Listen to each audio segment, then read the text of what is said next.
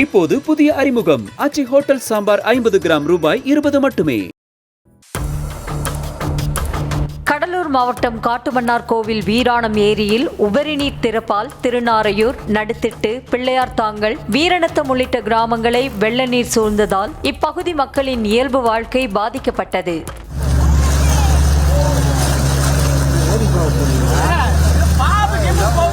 மேலும் இந்த கிராமங்களை சுற்றியுள்ள சுமார் 1000 ஏக்கர் சம்பா நெற்பயிர்கள் கதிர் வந்த நிலையில் வெள்ளத்தில் முழுவதுமாக மூழ்கியதால் விவசாயிகள் வேதனை தெரிவித்தனர். ஏக்கருக்கு 30,000 ரூபாய் செலவு செய்தும் பயிர்கள் நாசமாகிவிட்டதால் தமிழக அரசு உரிய நிவாரணம் வழங்க வேண்டுமென கோரிக்கை விடுத்தனர். ஏக்கருக்கு 30,000 ரூபாய்க்கு மேலே செலவு பண்ணியிருக்கிறோம்.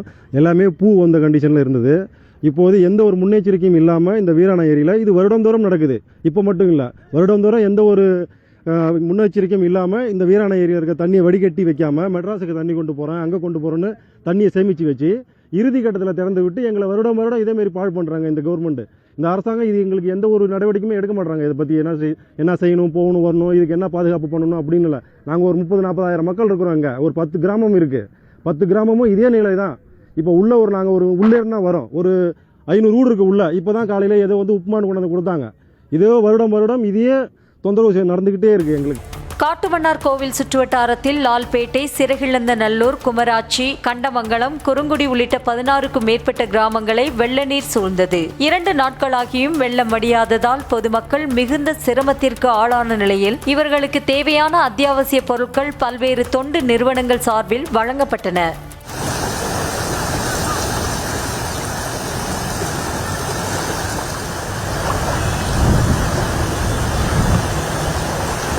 மேலும் காவல்துறையினரும் தீயணைப்பு வீரர்களும் இரவு பகலாக படகு மூலம் மக்களை மீட்டு பாதுகாப்பான இடங்களில் தங்க வைத்தனர். சிதம்பரம், மீன்சுருட்டி பகுதிகளுக்கு செல்லும் சாலையில் வெள்ளம் பெருக்கெடுத்து ஓடியதால் போக்குவரத்து பாதிக்கப்பட்டது.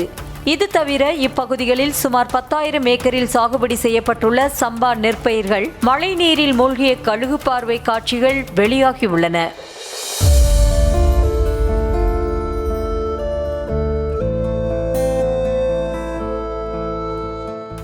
புவனகிரி அருகே கீரப்பாளையம் பகுதியில் உள்ள ஜே நகர் நரிக்குறவர்கள் குடியிருப்புக்குள் மழைநீர் புகுந்ததால் மக்களின் இயல்பு வாழ்க்கை பாதிக்கப்பட்டது.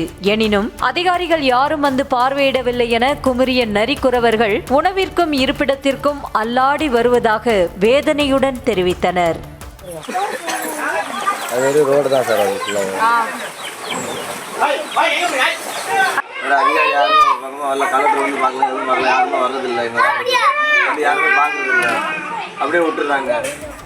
சேத்தியாத்தோப்பு அணைக்கட்டில் இருந்து வெளியேற்றப்பட்டு வரும் உபரி நீரால் வெள்ளாற்றில் வெள்ளப்பெருக்கு ஏற்பட்டு புவனகிரி நோக்கி செல்லும் விவசாய நிலங்களுக்குள் தண்ணீர் புகுந்து ஆயிரக்கணக்கான ஏக்கர் நெற்பயிர்கள் நீரில் மூழ்கின. கடலா இது வயல்வெளியா என தெரியாத அளவிற்கு வெள்ளம் சூழ்ந்த நிலையில் உரிய நிவாரணம் வழங்க வேண்டும் என விவசாயிகள் வலியுறுத்தினர். அதிக தண்ணி திறந்து விட்டாலையும் வீராணத்திலிருந்து அதிக தண்ணி திறந்து விட்டாலையும் அது இரவு பார்த்தீங்கன்னா ஒரு 12 மணி அளவு ஊர் உள்ள தண்ணி புகுந்து விளைநிலங்கள்லேருந்து வீடுலேருந்து எல்லாமே சுற்றி தண்ணி இருக்குது. எங்கள் ஊரை பொறுத்தளவு மட்டும் கிட்டத்தட்ட ஒரு 200-300 ஏக்கர் எல்லாம் நெற்பயிர்கள் தான். நெற்பயிர்கள் ஃபுல்லாக பூ விளையிற கண்டிஷனில் இருந்தது. இன்னும் ஒரு மாதம் இல்லை ஒரு 20 நாளில் நாங்கள் அறுவடைக்கு தயாராக. இந்த நேரத்தில் தண்ணி போகிறதால எங்களுக்கு பாதிக்கு முக்கால்வாசி பாதிப்படைகிற லெவலில் இருக்குது. அதுக்காக இந்த அரசாங்கம் எங்களுக்கு தக்க நிவாரணம் வழங்க வேண்டும். இப்போது புதிய அறிமுகம் ஆச்சி ஹோட்டல் சாம்பார் 50 கிராம் ரூபாய் 20 மட்டுமே.